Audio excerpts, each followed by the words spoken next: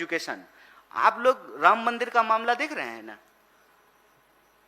चोरी हो गया है, चोरी का मामला सामने आ गया है और उसके बाद जो है ये लिपापोती कर रहे हैं। किसी भी आरएसएस के नेता का बयान सुन लीजिए, उनके मुंह से शब्द नहीं निकल रहे हैं, बेशर्मी टपक रहा है। इतनी बेशर्मी। क्या कहते थे? राम को लाए हैं, राम को नहीं लाए हैं, नाथूराम को लाए हैं। ये भाजपाई हैं, नाथूराम को लाए हैं और प्रभु श्री राम के चंदा चुरा रहे हैं। यही रियलिटी है और यही कट्टरपंथियों की पहचान भी होती है कि उनको धर्म से कोई लेना देना नहीं होता है। धर्म का इस्तेमाल वो सिर्फ और सिर्फ सत्ता पाने के लिए करते हैं और चढ़ावा चुराने के लिए करते हैं। और इस देश ने इसको ऑब्जर्व किया है। हर डिपार्टमेंट की यही हालत है।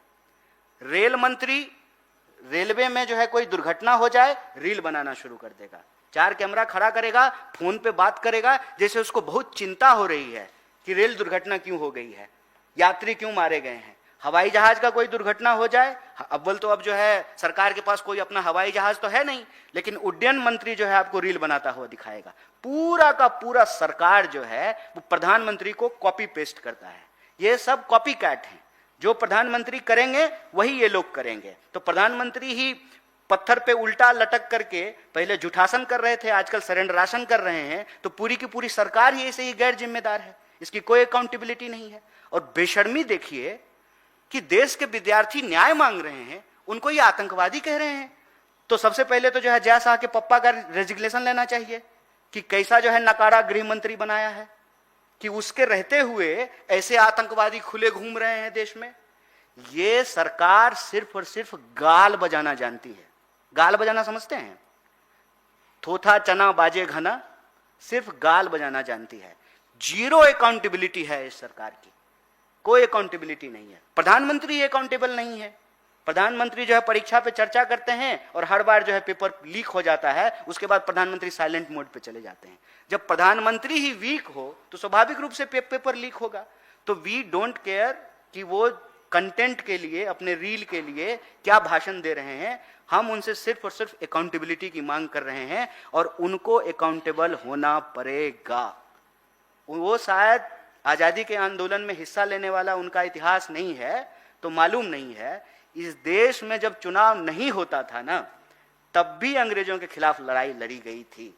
तो इनको लगता है कि वोट चोरी करके, जमीन चोरी करके, चंदा चोरी करके, पेपर चोरी करके ये देश चुरा लेंगे और देश के लोगों का भविष्य चुरा लेंगे।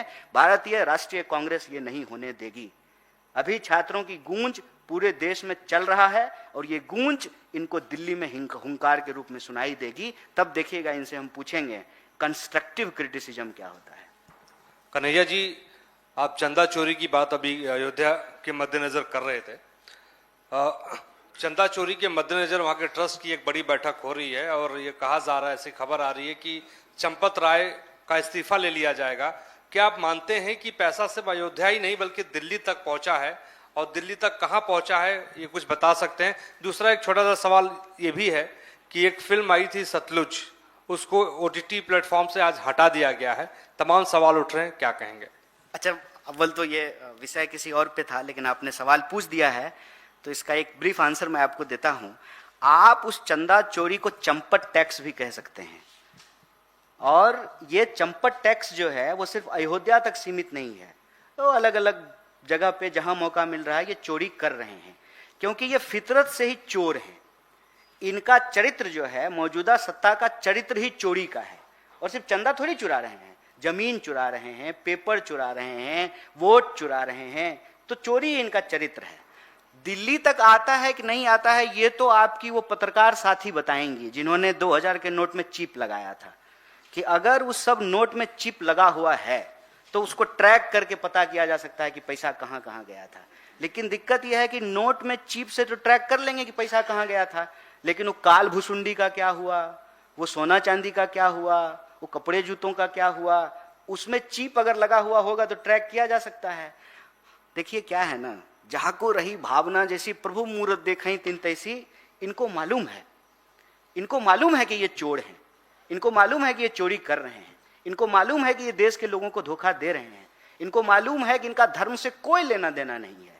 चंदा धंधा इसी सिस्टम पे ये चलते आए हैं।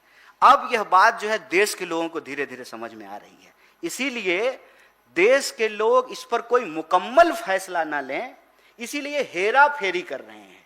कार्रवाई वारवाई किसी पे नहीं होगी। क्या कार्रवाई होगी? जब सब एक ही टीम के मेंबर हैं तो कौन सी कार्रवाई होगी? सैया भय कोतवाल तो अब डर काहे का? कौन बनाया चंपत राय को ट्रस्ट का अध्यक्ष?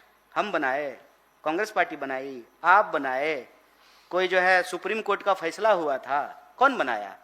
यही बनाए हैं। चोर चोर मुसेरा भाई सब एक ही हैं। कोई कार्रवाई नहीं होगा, बस हेरा फेरी होगी, बस हेरा फेरी होगी, उस पर कोई कार्रवाई नहीं होगा।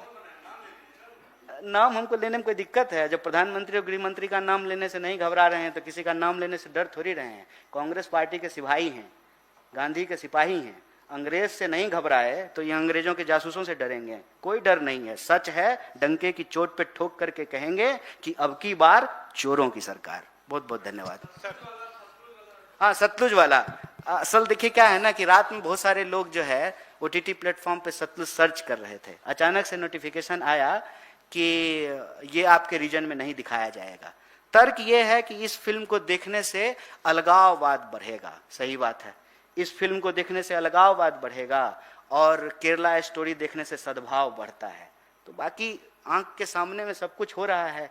देखिए, लोकतंत्र की ये दुर्दशा, इसमें हम सब शामिल हैं। कभी ना कभी इससे कोई समाधान तो निकलेगा ही। ऐसे ही बोल दीजिए ना।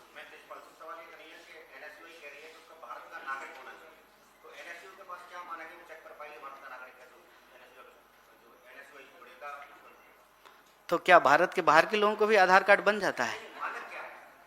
देखिए, अब ये तो सुप्रीम कोर्ट ही नहीं तय कर पा रही है कि नागरिकता का प्रमाण पत्र क्या है। हो सकता है कि कल को जो है ये डिसीजन आ जाए कि जो हाथ पे मोदी जी का टैटू लेकर के चलेगा वही भारत का नागरिक माना जाएगा। आज तक तो हम यही समझे हैं कि जिसके पास आधार कार्ड है, वोटर कार्ड है, कॉलेज का आईडी है, वो भारत का विद्यार्थी है। और उसमें हमने एक चीज ऐड किया है कि वो भारत के संविधान में विश्वास रखता हो, क्योंकि हम मानते हैं कि आरएसएस इस देश में भारत के संविधान में विश्वास नहीं रखता है। तो जो लोग भारत के संविधान में विश्वास रखते हैं वो एनएसवाई के मेंबर हो सकते हैं, क्योंकि